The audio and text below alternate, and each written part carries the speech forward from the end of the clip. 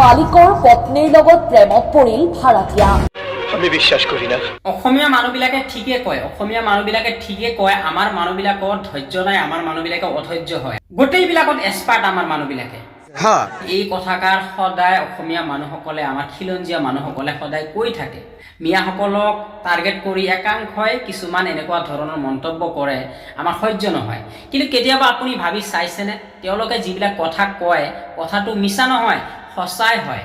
এতিয়া চাওক, এওঁৰ পত্নী আছে, ল'ৰা ছোৱালী আছে, সন্তান আছে, ধুনীয়া সুখৰ সংসাৰ এখন থকাৰ পিছতো তেওঁক দ্বিতীয় পত্নী লগা হ'ল, দ্বিতীয় বিবাহ কৰিব লগা হ'ল। তেওঁ কিয়? লুচ্চা। এনেকুৱা লুচ্চা লাফাংগা বিলাকৰ কাৰণে আমাৰ বদনাম হৈ আছে। তই কেৱল মাথো নিজৰ ফাইদাটোহে চালি ভাই, তই কেৱল মাথো নিজৰ লাভটোহে চালি। আমাৰ দৰে খাটি খোৱা ৰাজমিস্ত্ৰী, কাঠমিস্ত্ৰী এইসকল মানুহৰ কথা এবাৰতে নাভাবিলি। তই কি কৰিলি? মালিকৰ ঘৰত থাকি কিনে মালিকৰ পত্নীক লৈ পালাই গুচি গলি। সুটিয়ে লাল কৰে দেবো, নোংৰামি বাৰ কৰে দেবো। নিজৰ পত্নী আছে, নিজৰ ল'ৰা ছোৱালী আছে, হাজিৰা কৰা মানুহ। আমি যেতিয়া ঘৰৰ পৰা গুৱাহাটী আহিম, ডিব্ৰুগড় যাম, তিনিচুকীয়া যাম, তাত যদি কোনোবা এটা ঘৰত যদি ভাড়া থাকিবলৈ ভাড়া ৰুম দৰকাৰ হয়, আমাৰ প্ৰয়োজন হয়, তেতিয়াহ'লে মালিকসকলে আমাক ৰুম দিবনে? জানি না, বিশ্বাস কৰিব পাৰিবনে? কাৰণ ঘৰ মালিকসকলক আমি চালাক চতুৰ কৰিলো, তেওঁলোকে ভালকে চালে, ভালকে বুজি পালে ভাড়া দিয়াৰ ফল কি হয়, ভাড়া দিয়াৰ পৰিণতি কি হয়।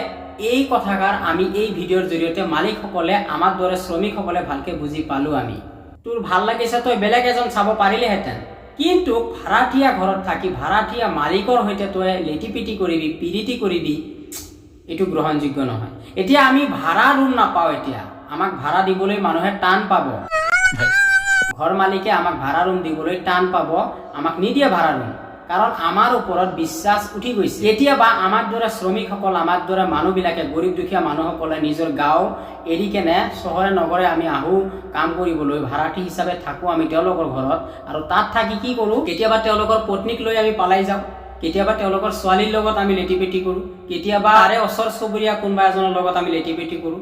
আমাৰ বহুত ভুল আছে। আমি ঘৰত নিজৰ পত্নী ৰাখাৰ পিছতো, থকাৰ পিছতো আমি বাহিৰত আহি ধৈৰ্যৰ সীমা চেৰাই যাওঁ। আমি ধৈৰ্য ধৰিব নোৱাৰোঁ, থাকিব নোৱাৰোঁ। তু সমঝা নাই, তু সমঝা নেই। আমাৰ ঘৰ মালিকসকলে এনেকুৱা দিন চাব লগা হয়, আমাৰ মনত এনেকুৱা ধৰণৰ চিন্তাধাৰা আহি যায়। বন্ধুসকল, আপোনাৰ কি ৰায়? আপোনাৰ কি ৰায়? আপোনাৰ মতে তেওঁ যিটো কাম কৰি, এই কামটো কিমান গ্ৰহণযোগ্য কৰিলে মই নাজানো। আচলতে এওঁলোকৰ দৰে কিছুমান, কি ক'ম আৰু, মই কোৱাৰ ভাষা হেৰাই গৈছোঁ, মই ক'ব নোৱাৰিম। এওঁলোকৰ দৰে কিছুমান মানুহৰ কাৰণে আমাৰ দৰে সহজ সৰল ব্যক্তিবিলাক, সহজ সৰল মানুহবিলাক, দিন হাজিৰা কৰা, দিন মজুৰি কৰা মানুহসকলৰ বদনাম হয়, দাগী হৈ যাওঁ আমি, আমাক কোনোবাই বিশ্বাস কৰিবলৈ টান পায়। অসমীয়া মানুহবিলাকে ঠিকে কয়, অসমীয়া মানুহবিলাকে ঠিকে কয়, আমাৰ মানুহবিলাকৰ ধৈৰ্য নাই, আমাৰ মানুহবিলাকে অধৈৰ্য হয়। আমাৰ মানুহ গোটেইবিলাকত এক্সপাৰ্ট আমাৰ মানুহবিলাকে। মিয়াসকলক টাৰ্গেট কৰি একাংশই কিছুমান এনেকুৱা ধৰণৰ মন্তব্য কৰে, আমাৰ সহ্য নহয়।